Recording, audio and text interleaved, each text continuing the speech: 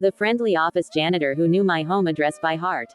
Gary was the kind of guy who always remembered your birthday. He'd leave a little fun-sized Snickers on my desk every Tuesday, and we'd joke about the soul-crushing corporate life. I'm a data analyst, and honestly, I thought Gary was the only real person in that entire glass building. But last night, I stayed late, like midnight late, trying to hit a deadline. I went to the break room for some stale coffee, and I saw Gary's cleaning cart parked outside the server room. On top of his spray bottles sat a leather-bound journal. I shouldn't have looked, I know that, but the book was open to a page with my name on it, in big, shaky caps. Beneath my name was a list, my Starbucks order, the exact time I leave for the gym, the color of my bed sheets, and then, the one that made my blood turn to ice, my spare key location, under the fake rock in my garden. Asterisk. I felt the air leave my lungs. My hands started shaking so hard I almost dropped my mug. Suddenly, the floorboards behind me creaked. Looking for something, Chloe. It was Gary. But his voice wasn't friendly anymore.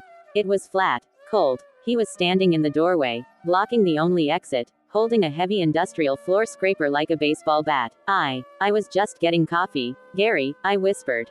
My heart was hammering against my ribs like a trapped bird.